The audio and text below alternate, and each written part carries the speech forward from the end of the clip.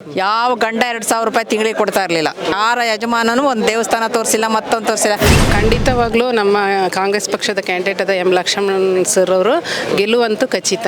Current free, bus free, ಅದೆಲ್ಲ ಅವರು almost ಎಲ್ಲ ಕಡೆ ಮಹಿಳೆಯರೇ ಮನೆ ಮೇಂಟೈನ್ ಮಾಡ್ತಾ ಇರ್ತಾರೆ. ನಮ್ಮ ಲಕ್ಷ್ಮಣ್ ಅವರೇ ಗೆಲ್ಲೋದು. 7 ತಿಂಗಳು ದುಡ್ಡು 14,000 ರೂಪಾಯಿ ಇತ್ತು, ಮತ್ತೆ 500 ರೂಪಾಯಿ ಅಕ್ಕಿ ದುಡ್ಡು ಬರುತ್ತೆ. ನಾನೊಂದು ಉಂಗುರ ಮಾಡಿಸ್ಕೊಂಡಿದ್ದೀನಿ.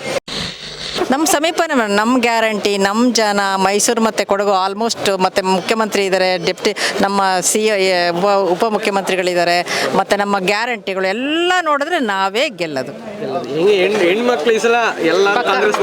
ಹೆಣ್ಣು ಮಕ್ಕಳು ನೋಡಿ, ಯಾವ ಗಂಡ 2,000 ರೂಪಾಯಿ ತಿಂಗಳಿಗೆ ಕೊಡ್ತಾ ಇರಲಿಲ್ಲ.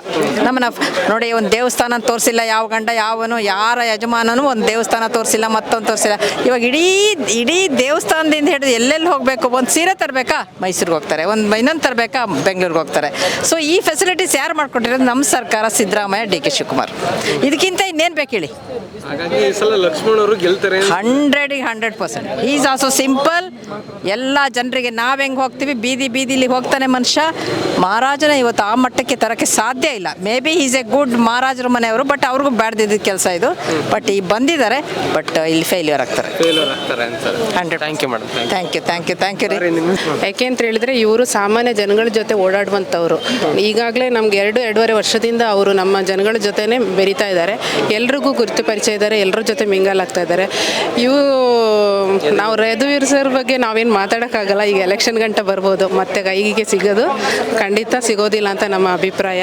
ಮತ್ತು ನಮ್ಮ ಮಹಿಳೆಯರ ಬಗ್ಗೆ ಹೇಳ್ಬೇಕಂದ್ರೆ, ನಾವು ಓಟ್ ಕೇಳ್ಕೊಂಡು ಹೋಗ್ಬೇಕು ಅನ್ನೋ ಇದೇ ಇಲ್ಲ. ಉದಾಹರಣೆಗೆ ನೋಡಿ, ಕೆಲವೊಬ್ಬರು ಕಷ್ಟ ಇರೋರಿಗೆ ಅವ್ರು ಕಷ್ಟಕ್ಕೆ ಆಗ್ತಾಯಿದ್ದಾರೆ. ಇವರೊಂದು ಉಂಗುರ ಮಾಡಿಸಿದ್ದಾರೆ. 7 ತಿಂಗಳದ ಅಮೌಂಟ್ ಬಂದಿದ್ದಕ್ಕೆ 14,000 ಕೊಟ್ಬಿಟ್ಟು ಒಂದು ಉಂಗುರ ತೊಗೊಂಡಿದ್ದಾರೆ. ಬಂದಂಗೆ ನೋಡಿ ನಾವು ಉಂಗುರ ತೊಗೊಂಡಿದ್ದೀವಿ ಅಂತ. ಅವರವರಿಗೆ ಬೇಕಾದ ಯಾರನ್ನು ಕೇಳಲ್ಲ, ಅವರವರ ಇಷ್ಟದ ಪ್ರಕಾರ ಆ ಹಣವನ್ನು ಖರ್ಚು ಮಾಡ್ಕೋಬೋದು. ಹೇಳ್ಬೋದಲ್ಲ, ಯಾವಾಗಲೂ ಗ್ಯಾರಂಟಿ ಯೋಜನೆದಿಂದ ನಾವು ಒಂದು ಉಂಗುರ ಮಾಡಿಸ್ಕೊಂಡಿದ್ದೀವಿ ಅಂತ ಹೇಳ್ಬಿಟ್ಟು. ಖಂಡಿತ ನಮ್ಮ ಲಕ್ಷ್ಮಣ್ ಸರ್ ಗೆಲುವಂತೂ ಖಂಡಿತ. ಮಹಿಳೆಯರು, BJP ಅವರು ಏನು ಗಂಡಸರು ಏನು ಹೇಳಿದ್ರು ಪರವಾಗಿಲ್ಲ, ಮಹಿಳೆಯರಂತೂ ಖಂಡಿತವಾಗ್ಲಿ ಆಕೆ ಆಗ್ತಾರೆ. ಆ ಅಮೌಂಟು ಎಲ್ಲ ಆಲ್ಮೋಸ್ಟು ಅವರ ಗಂಡದರಿಗೆ ಹೇಳದಿದ್ರು ಮಹಿಳೆಯರು ವಾಲಂಟ್ರಿಯಾಗಿ ಕಾಂಗ್ರೆಸ್ ಪಕ್ಷಕ್ಕೆ ಓಟ್ ಹಾಕ್ತಾರೆ. ಯಾಕೆ ಅಂತ ಹೇಳಿದರೆ, ಅವರ ಅಕೌಂಟಿಗೇನೆ 2,000 ಬರುತ್ತೆ. ಕರೆಂಟ್ ಫ್ರೀ, ಬಸ್ ಫ್ರೀ, ಅದೆಲ್ಲ ಅವರು ಆಲ್ಮೋಸ್ಟ್ ಎಲ್ಲ ಕಡೆ ಮಹಿಳೆಯರೇ ಮನೆ ಮೇಂಟೈನ್ ಮಾಡ್ತಾ ಇರ್ತಾರೆ.